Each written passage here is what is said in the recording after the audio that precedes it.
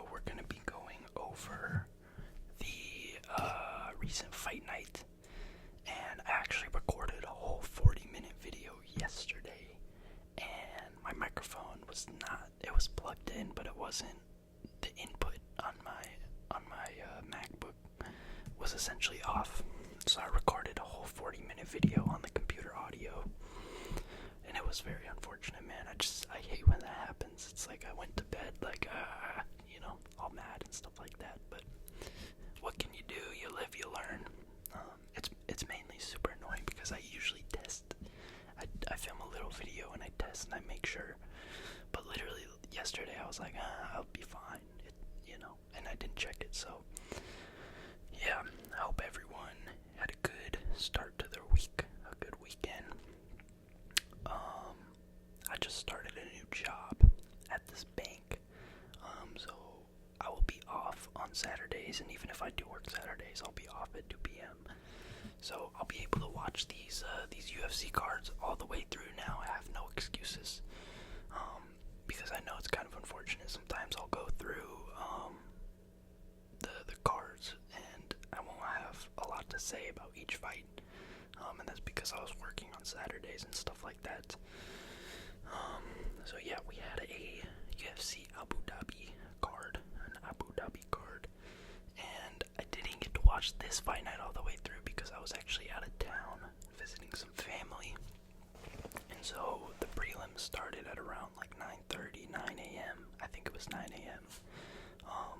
And I was actually going to get breakfast with family, and I was seeing some aunts and uncles and stuff like that, so I watched the main event. I watched a good amount of fights on the prelims, but there were some fights on the main card that I missed. So, I'll give my best breakdown reaction and stuff like that.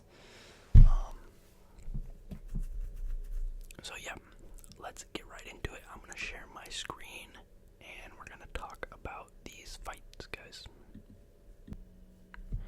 Alright guys, you can see my screen now, so let's get right into it. Let's go to events. Let's go to past events, and Rainier de Ridder versus Robert Whittaker. I almost said Rainier de Whittaker, which is not. I combined their two names, which is kind of funny. So yeah, main card, pretty good fight. Round one, Robert Whittaker definitely took the first round. Okay, he was landing the more significant, harder shots on Rainier de Ridder. He actually busted open a little cut above his right or left eyebrow, somewhere in that region. And yeah, Whittaker took round one for sure. His speed was on full display.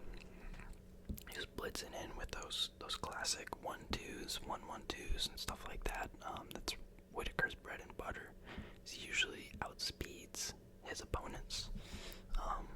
And de Ridder, he got caught up in the clinch. He went for a couple takedowns, but he wasn't able to get anything done in this round. And then round two is where the tide started to shift a little bit.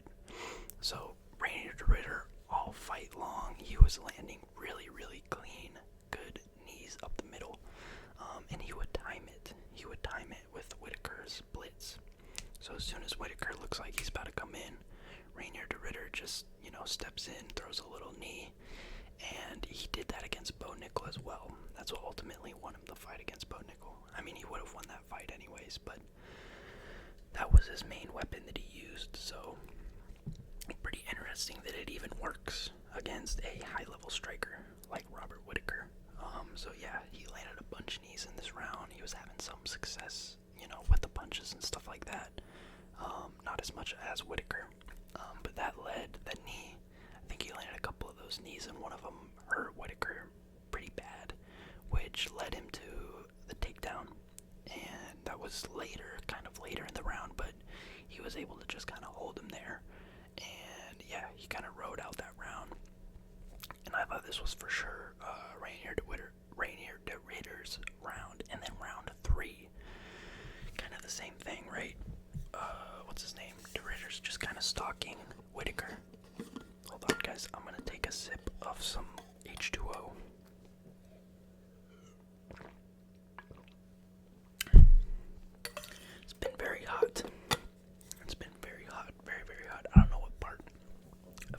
United States you guys are in, but I know in the Midwest, in the South, it's getting super, super hot and humid. I live in the Pacific Northwest, and it's even been hot down here, so reminder, guys, drink water, stay cool, take it easy during these summer months, okay? But anyways, we're in round 3. Rainier de Ridder, he's kind of marauding, kind of tracking Whittaker down, and he threw another one of his knees, and he gets dropped by a right overhand perfect counter from Robert Whittaker. Just lands a clean, fast overhand right flush, and he floors de Ridder, knocked him down pretty badly. When I saw that knockdown, I thought the fight could be ended, really, because it was a pretty bad knockdown. It wasn't like he just, got clipped and barely fell. He got floored. So Whittaker, tried to land more ground and pound shots. He did connect more on the ground as de Ridder was trying to survive. But Rainier, he did a good job of just staying in there, staying composed, and he was able to survive the onslaught. And then later in this round, too, I think at about 2 minutes or something like that, he did get a takedown and controlled Whittaker for the rest of this round. I would still give this round to Whittaker. He just landed the more damaging strikes and actually hurt de Ridder. De Ridder got more control time and stuff like that, but he didn't have Whittaker in any trouble. So that brings us to round 4.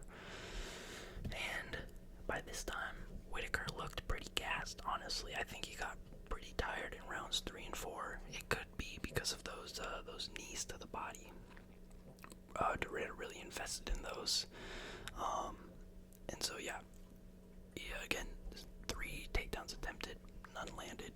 I think de Ridder only landed maybe 2 or 3 takedowns in this fight. But, he just kept a really, really high pace on Whittaker. And so I think in this round 2, de Ridder was doing a lot of clinch work. Had him up against the fence, was hitting him with some, pitter-pat knees and stuff like that. So I would have given this round to de Ridder as well, just because, he didn't do much damage. But what did Whittaker do? Whittaker didn't stun him or rock him or anything like that. And then round 5 as well, kind of the same thing as round 4. Whittaker was just kind of tired. It looked like he couldn't really execute what he wanted to. He kind of let some positions get away from him. He didn't capitalize on certain opportunities, and that's because he was so gassed. And so I know a lot of people are saying this is a robbery. Some people are saying it could have gone either way, but ultimately I think it was a good decision. I think Rainier won this fight. Rounds 4, I'd give him rounds 2, 4, and 5. And again, in these rounds 4 and 5, Rainier didn't do a whole lot. He didn't have Whittaker in trouble, but it's just the fact that he was doing more, in my opinion. If Whittaker landed even 5 more good, clean flush shots, even if it didn't rock or hurt de Ridder, I probably would have leaned to Whittaker. But Rainier just had really good control, really good pace, and he was able to tire out Robert Whittaker and get the dub. So really good win from de Ridder. He's kind of like a DDP. It's funny, they have RDR and DDP, 3 initial fighter nicknames, which is pretty interesting. But a lot of people compare them because they're both pretty big for the division. They're tall, and they kind of have this goofy style, a little bit. De Ridder, there's a lot of punches that he threw that, like I said, looked pretty goofy, and I wouldn't say sloppy, but I would just say unorthodox kind of style of striking. But I mean, it worked for de Ridder in this fight. He wasn't connecting with crazy shots on the feet, but what he threw really worked for him. Those step-in knees. He would do a lot too. If he stepped in for a knee and it was out of range or it missed, he would follow up with a left hand behind it, which I think kind of tagged Whittaker a couple of times. So yeah, I got this fight prediction wrong. I thought de Ridder was just having too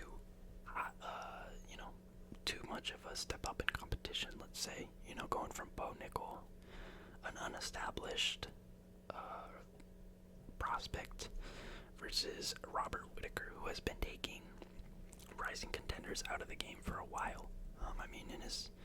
The only fighters he's lost to is RDR, Hamza, and DDP, and then Adesanya. So all of those guys are fighting for a belt or talked about fighting for a belt. So Whittaker's only lost to the best. And Rainier de Ridder, I think Barriault and Imavov are fighting. So that's kind of the number one contenders fight. So I don't know who you give de Ridder right now. But I definitely think he should be next for a number one contenders fight. He comes over from one championship. He was a champion over there, I believe, in the middleweight division. And the only two losses on RDR's record are to this Russian guy from one championship who looks sauced to the gills, guys. He looks juiced up, okay? So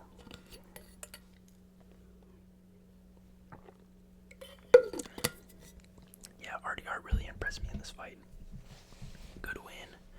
Showed his cardio. He has a lot of grit. He can take damage. He can fight through adversity. So I'm excited to see what his next fight looks like. I don't know if he'll be champion. And I just think that his striking, unlike DDP, which DDP striking is a little goofy, I think RDR striking could get him caught, right? It got him caught in this fight against Whittaker. And so I think he's got to kind of tighten that up in the future if he wants to make a real championship run. And then Robert Whittaker, give him, I don't know the middleweight rankings right now, but give him like a fighter that's close to the number 10 spot, I think with Whittaker, he's been fighting killers and number one contenders for so long. I think he's got to kind of take a step back and get a little tune-up fight. He is older, and so I know in this fight he was talking a lot about, he's talking a lot about, wanting to end off his career as a champion, and I just don't think that's going to happen. You have too many sharks in the middleweight division, which is looking like one of the best divisions at the moment. So yeah, RDR gets it done, and I got this prediction wrong, but it is what it is. I'm honestly not too upset about that prediction. And then other than that, on the main card, I got 4 out of 5 predictions right, so we're back, boys. We had a much better prediction than in the last UFC card where I went over 5 on the main card. There was a lot of upsets, and there's a lot of upsets in this fight as well, or in this fight card as well. But those mainly happened in the prelims. So we get on to the next fight, and like I said, I wasn't able to catch this fight because I was out at breakfast. I was trying to watch the fight as much as I could on my phone. I was streaming it on my phone, but my phone was at like 6%, so I didn't want it to die, and then I had to turn it off, so I only caught kind of bits and pieces of it. But it seems like, from what I can tell, the replays and what I've heard people, talking about it, is that, Peter Yan did pretty. Alright guys, sorry about that. I had to do something around the house. So, yeah, this fight, I didn't get to watch it that much. I think in round 1, Marcus McGhee, I think he won this first round. It looked pretty close by the numbers. Round 2, definitely, even that round's close, and then round 3, definitely Peter Yan. So, Yan is always a slow starter in all of his fights. So that's just kind of how it is with him, I guess. Sorry about that, guys. But yeah, it seems like Marcus McGhee proved that he is an elite top 10 bantamweight. If you're able to hang in there with Yan and not get completely destroyed, I think that's definitely kind of, it raises his stock a little bit. So, good win from Yan. Like I said, I wish I had more to go off of in this fight, but I did predict Peter Yan to win. I think he was just too much for Marcus McGhee. So yeah, solid win for Peter Yan, and I think he should get the title shot next. Peter Yan, he kind of got dealt an unfortunate hand. He had that kind of big losing streak. He lost to Aljamain, and then who else did he lose to? That was a really close fight versus Aljamain. And then he got wrestle fucked by Merab, which, everyone's getting wrestle fucked by Merab. And then he lost like a razor close split decision versus Sean O'Malley, which a lot of people think he won. And I think it just could have gone either way. So, yeah, give Peter Yan the title shot. Merab has already cleared out pretty much everyone in the top 5 of the bantamweight division. I mean, he's beaten Cejudo, he's beaten Peter Yan already, he's beaten Sean O'Malley, Umar. I think he's gonna win against Sandhagen, so I think it's time for him to get a solid rematch versus Peter Yan. And yeah, like I said, I think Peter Yan's still one of the best technical fighters in the bantamweight division and in all of the UFC. He just got dealt kind of an unlucky fight history, I guess. So yeah, we move on to the next fight. Fight of the night, Magomedov. I watched a good amount of this fight. I wasn't able to sit down and watch it all the way through. And I'm gonna get real with Magomedov, okay? I think, he's a good fighter. He's decent. He has really good kicks. But I don't think he's gonna be elite in the middleweight division. I just don't. Round 2, Marc-Andre Barriault was giving him a lot of problems. I think he hit him with a big right hand that kind of stunned him, and then Barriault was kind of bullying him up against the fence. He had him clinched up, and he was landing some solid shots. Magomed, I think his nose or something was bleeding pretty significantly. So he definitely won the fight clearly. Mainly with his kicks, he's snapping out that leg kick a bunch. He has good body kicks and stuff like that. He goes high a lot, but I just don't think he has the dynamic striking needed to break into the top of the middleweight division. I just don't think he's there. And he's kind of an industry plant for the UFC. The UFC really wants to see this guy win and fight for a title. But like I said, I just don't think it's gonna happen. He does have an entertaining fight style. But yeah, he doesn't have a lot of power in his hands. He doesn't set things up too well with his hands. And I just think, if you're gonna be an elite level fighter at middleweight, I think you gotta make easy work of Barriault. Maybe not finish him. Maybe you don't have to finish him, but at least make it a definitive statement, in the fight. And he didn't really do that. He really did not do that. He got taken down a couple of times. Like I said, round 2, in my opinion, was Marc-Andre Barriault's round. He did more damage, so yeah. Give Magomedov someone in the rankings. He's kind of one of these patty pimplets that the UFC just cherry picks his fights so he can get to the top. But in the UFC, yeah, I just feel like you can't really fake that. You can't really fake a fighter getting to the top.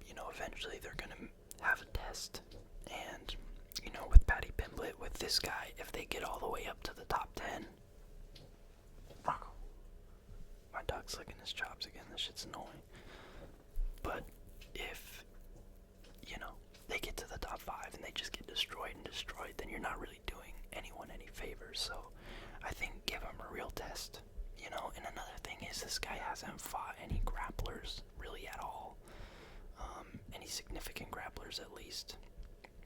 And a lot of people will say, oh, why give him a grappler? He's a striker, that's boring. But come on, that's just pussy shit in my opinion. You gotta test him. You gotta make sure he's actually the cream of the crop. So I got this prediction right, but I'm not impressed by Magomedov at all. And yeah, I don't think he might be top 10, but I don't think he's gonna get anywhere near the top 5 ever at middleweight. So we move on to the next fight. Almabayev versus Jose Ochoa. And I got this prediction right as well. I wasn't able to watch much of the fight, and I think that's for the best from what I've seen. This was a really boring fight. I think Almabayev was kind of just getting outclassed on the feet. But he was really able to just impose his will on the ground, take him down, and get that control time, which ultimately led to the win. Yeah, you can see he's getting outstruck by a lot. But I guess the control time on the ground looked good to the judges, and they gave him the win. So decent win from So Almabayev. Like I said, this guy's kind of boring. I watched this fight versus Manel Cap, and he really got outclassed on the feet. He doesn't have the best striking. So the kind of smudge grappling is really his style, which just isn't entertaining. So yeah, but he's still number 9 ranked. He's still definitely in the mix at flyweight. But you know, flyweight's just a very shallow division. You know, they do have entertaining fights and stuff like that, but they're kind of they don't really have a lot of name value. So it's kind of interesting with flyweight, you know, to put together interesting, entertaining matchups. So I don't know, give him Kai Asakura if he wins his next fight or something. I don't know. I don't really care. You know, I do like watching flyweight, but with these guys, Jose Ochoa, maybe he's entertaining, but Almabayev, not the most entertaining fighter. So yeah, and we move on to the next fight. Nikita Krylov versus Bogdan Guskov. I predicted Bogdan to win this fight. I thought he was going to get the KO. I think he's only lost once in the UFC, and it was against what's his name, Volkan Oezdemir in his UFC debut. So no shame in that, really. He was still really young and new into the UFC. But yeah, he gets it done. Clean, right, straight. I think it was a right straight. I don't think it was a hook. It was like a right, just a right down the pipe.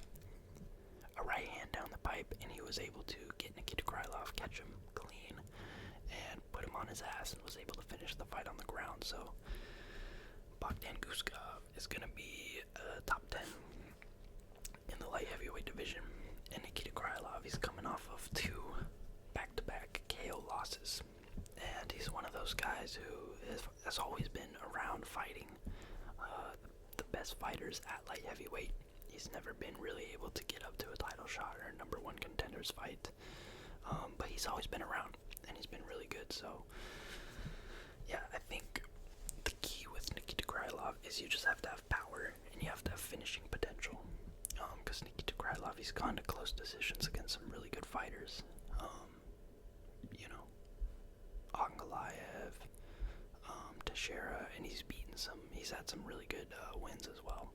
Right, Gustafsson, Oezdemir, Span, and then he got knocked out twice. So it was a very, very quick turnaround to come back after a knockout like that versus Reyes. So the light heavyweight division looks pretty interesting. Better than it has in the past, I will say. So yeah, Bogdan Guskov, he's good, he's really powerful, and yeah, I'm excited to see his next fight. So moving on to the next one, we got Bryce Mitchell versus Saeed Nurmagomedov. I got this fight prediction right.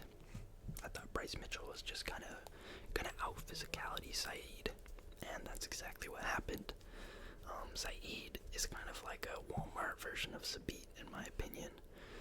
He has an entertaining style, you know. He's pretty crazy on the feet. He goes for a lot of crazy submissions and stuff like that. But he also gasses out like Zabit. He gasses out very, very quickly. And so he gassed out. And yeah, Bryce Mitchell was just able to kind of control him on the ground. Yeah, 3 takedowns, 0 of 3. And I didn't get to watch this fight, but I believe Saeed took round 1, and then Bryce Mitchell got 2 and 3. So yeah, good win for Bryce Mitchell. He really needed that going down to a new division, coming off of a decent amount of losses. And yeah, it was a pretty boring fight from what I have seen. He just kind of held him there, didn't really do a lot. Did he go for any submissions? Let's see. No, he didn't go for any submissions attempts, so it seems like he just kind of controlled him on the ground. And yeah, gave Bryce Mitchell a top 15 bantamweight. But I don't think Bryce Mitchell is going to be, I don't think he's going to be at the top of the bantamweight division. He's just not skilled enough. But we'll see. You know, he is a jiu-jitsu artist, a ground fighter, but he just doesn't have the best stand-up. And when he faces someone with good, solid takedown defense and a dynamic ground game, he just struggles to find any other avenue for success. So we move on. This was a really, really good fight. Really, really entertaining fight for as long as it lasted. Carlos Leal versus Muslim Salikhov. I got this fight prediction wrong. Salikhov, I believe he's 42 years old now, which is crazy. And he's going up against a new fighter in the UFC, in Carlos Leal. And Leal was piecing him up pretty good, landing some decent punches until he kind of got Muslim Salikhov backed up against the fence. And he let his guard down a little bit, got a little sloppy, and he got slept. He got slept with a right overhand. I know some people said it was a right hook, but I thought it was a right overhand. So, I mean, man, the recent fight cards have been like the unks and the old heads really have been getting it done and showing these new fighters that they still got it. So, yeah, I got this fight prediction wrong, but I'm not too upset about it. I like Muslim Salikhov, but it's pretty interesting because you would think if he would get the win, it would be from some crazy spinning attack or something he sets up. But no, he just got Carlos Leal coming in, getting a little sloppy, and that was that. So that was a really cool knockout. He slept him with one punch. And yeah, Muslim Salikhov, for 42 years old, he's putting some work in the, what is he, a middleweight? Yeah. Or no, he's a welterweight, yeah. But he's putting some work in the welterweight division, so good for him. And I'm excited to see him fight again. 42 years old and still getting it done. So we move on to another old head getting it done against Blackshear. So I was able to watch this fight, and yeah, round one was Damone's round. He just was able to take Davy Grant to the ground, hold him there, and I saw that round and I was like, well, that should be how the rest of the fight goes. But no, Davy Grant was able to have really, really good success on the feet in rounds 2 and 3. He stuffed all of Blackshear's takedowns. And Davy Grant, man, I think he's 38 or 39 years old. And he is a crafty guy. I know Lucas Tracy says this, he coined the term. But I mean, he really is a crafty guy, right? He shucks the takedowns. He's able to have really good success on the feet. So he's just landing these, winging body hooks and head hooks. He goes low to the body and then he goes up top. That's kind of his signature knockout that he's hit on a couple of people. Right hook to the body and then left hook upstairs. And he has a lot of power. He has that kind of wiry, skinny build, and he's able to generate a lot of power from the rotation. So really good win from Mr. Unk, Davy Grant. He gets it done by unanimous decision. And yeah, it surprised me a lot. I thought that if we were to see Davy Grant win, it would, he'd just be able to stuff the takedowns out the gate. But he made really good adjustments in round 2 and 3 and was able to beat Blackshear, a rising contender in the bantamweight division. So Davy Grant, he's not the most active fighter, but honestly, I think he's ranked level skill. So I would like to see him fight a ranked opponent next. He's really good. He has really entertaining fight style. He has some really clean knockouts under his belt. So yeah, we move on to the next one. And yeah, I got these two fight predictions wrong. So overall on the card, I'm 7-5, which isn't the best. But there were some upsets and things like that. So Tabitha Ritchie gets it done. I didn't watch this fight, honestly. I was getting ready for breakfast, and I was like, if there's one fight I'm gonna miss, it's gonna be the WMMA fight on the card. No offense to my WMMA watchers out there, but I think it was a little elbow that got Amanda Hebos. And yeah, I picked that with the Ritchie, but honestly, after my prediction video, I was a little nervous about this fight pick because I just think Hebos is more of a fighter that, will actually grit down and go through adversity and stuff like that. And in WMMA and lower levels of MMA, that's a really big attribute that can determine a fight sometimes. So I'm glad Tabitha Ritchie got it done. And yeah, if she lost, my picks would have been 6-6, which is a lot less impressive. So we move on to the next one. Ibo Aslan versus Billy Alicana. I wasn't able to watch this fight either, okay? But from what I heard, it was a very boring fight where both fighters were just kind of standing around and looked a little hesitant to really throw anything out there. So, I mean, yeah, geez. 29 to 35 strikes in the whole fight is crazy. So, I mean, they're basically both averaging 10 strikes a round, which is like 2 strikes a minute. So really, really bad pace from these guys. And, yeah, I thought Ibo Aslan was going to be able to get it done just because he has more power on the feet, it seems like. And he's kind of a bit of a marauder, you know what I mean? But, yeah, boring fight for both these guys. Doesn't raise either of their stock, really, looking at these numbers.